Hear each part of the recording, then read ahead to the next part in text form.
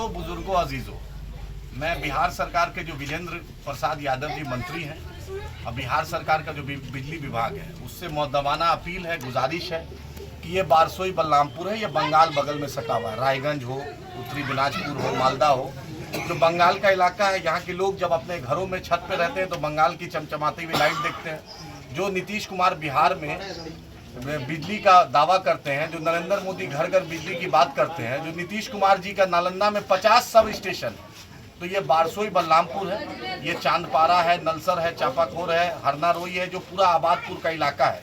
इस इलाके में नौजवान जो है ज़्यादातर बेहतर बाहर रहते हैं। जब भी आए हैं तो यहाँ की सबसे बड़ी शिकायत रही है बिजली की। इत्तेफाक से पिछले साल यहाँ पे बिजली का बहुत बड़ा आंदोलन हुआ था, 2 बच्चे शहीद हो गए थे बिजली के चलते। बिजली के पुलिस की बर्बरता, पुलिस की गोली से बारसोई गोलीकांड पूरे भारत में मशहूर हुआ था।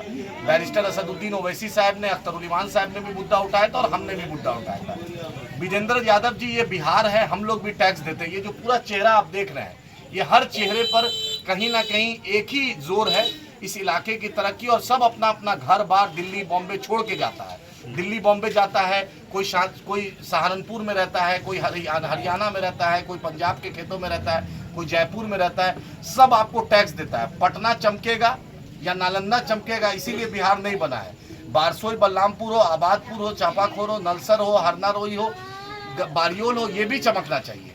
बिघोर भी चमकना चाहिए, करणपुर भी चमकना चाहिए, कच्छना और धचरा भी चमकना चाहिए, मोटभाड़ी भी चमकना चाहिए, और बसलगांव भी चमकना चाहिए, चांदपारा भी चमकना चाहिए। जब भी शिकायत आई, ये नौजवान दिल्ली बॉम्बे जाते हैं, दिल्ली बॉम्बे में इन्हें दिखता है वो चकाचौंध, ये भी टैक्स देते हैं। और अफसोस सदअफसोस, ये डबल टैक्स देते हैं। इनके घर बार, इनके माता पिता, इनके लोग यहीं पर रहते हैं। वो अपनी, इनकी पत्नी, इनकी बेटी, इनका बच्चा, इनका यहीं पे रहता है, और यहाँ बिस्किट खरीदता है, यहाँ कोई चीज खरीदता है तो टैक्स देता है बिहार सरकार को। और ये जो दिल्ली बॉम्बे या दूसरे प्रदेशों में रहते हैं, वहां भी कुछ सामान खरीदते हैं तो ये टैक्स देते हैं। तो विजेंद्र यादव जी, आप बिजली मंत्री हैं, उम्र की आप दहलीज बहुत पार कर चुके हैं, या नहीं तो आप मंत्रालय से इस्तीफा दे दीजिए। अगर आपसे बिहार के एक इलाके में बिजली नहीं दे सकते तो आप इस्तीफा दे दीजिए। और नीतीश जी, आप मुख्यमंत्री नालंदा और पटना के नहीं है, आप मुख्यमंत्री बिहार के 38 जिला के, यही कटिहार, पूर्णिया, अररिया, किशनगंज के नाम पर आप केंद्र सरकार से, आप वर्ल्ड बैंक से, आप इंटरनेशनल मॉनेटरी फंड से पैसा मांगते हैं। हमारे चेहरे की पेशानी को दिखाकर, हमारे चेहरे की पसीना को दिखाकर आपको केंद्र सरकार, आपको वर्ल्ड बैंक, आपको इंटरनेशनल मॉनेटरी फंड, आपको एशियन डेवलपमेंट बैंक, जो बड़े बड़े फाइनेंशियल इंस्टीट्यूशन है देश के, वो आपको पैसा देते हैं। यहाँ के MP साहब क्या है, MLA साहब क्या, मैं उस पर नहीं आया हूँ, लेकिन नीतीश कुमार वक्त के हुक्मरान है। नीतीश कुमार यहाँ के आप मुख्यमंत्री हैं।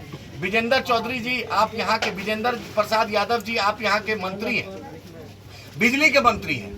आपका सुपौल चमकता है, सहरसा चमकता है, पटना चमकता है, नालंदा चमकता है, लेकिन कटिहार का जो सबसे पिछड़ा इलाका है, ये भी चमकना चाहिए।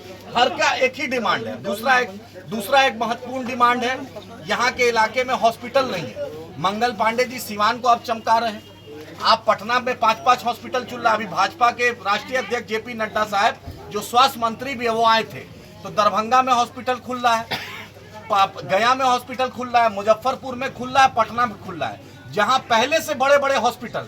लेकिन ये सीमांचल जो सबसे दूर इलाका है बिहार का, 450 किलोमीटर दूर है ये सीमांचल, इन लोगों की एक सांप काट ले, कोई दवा नहीं, कोई हॉस्पिटल नहीं, बच्चे के साथ कुछ बीमारी हो जाए, गर्भवती महिला है, कोई यहाँ पे हल होने वाला नहीं है। यहाँ से बारसोई 30 से 35 किलोमीटर है, और कटिहार यहाँ से 90 किलोमीटर, 80 से 90 किलोमीटर है। और यहाँ के लोग बंगाल पर डिपेंड रहते हैं, सिलीगुड़ी जाना पड़ता है इलाज के लिए, पूर्णिया यहाँ से 100 से 125 किलोमीटर दूर है। तो ये लड़ाई इंशाल्लाह हम लड़ेंगे।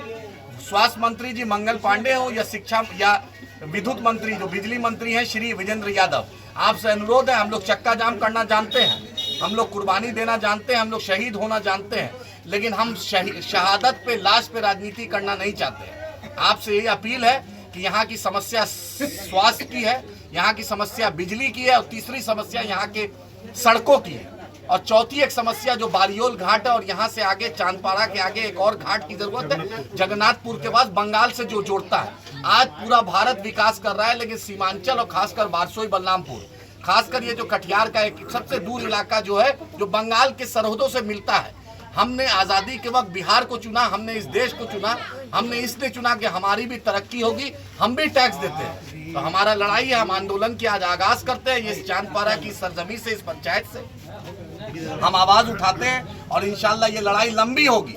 यहाँ के जिला प्रशासन हो, पटना में जो बैठे एसी में जो प्रधान सचिव है, पटना में जो बैठे प्रधान सचिव हैं, पटना में बैठे जो आईएएस हैं, उनसे भी अनुरोध है।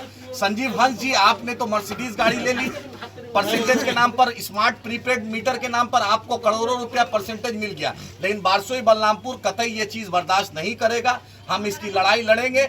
हमारे मिजाज में हमारी जद्दोजहद है, हम न झुकने वाले हैं। इंशाल्लाह ये मुद्दा बैरिस्टर असदुद्दीन ओवैसी साहब, अख्तरुल ईमान साहब की क़यादत में हम उठाएंगे और उन लोग भी उठाएंगे इंशाल्लाह ताला। इन लोग ने मुझे आज ये इत्तला दी है, ये पहले का भी मुद्दा था, हमने पहले भी कोशिश की है।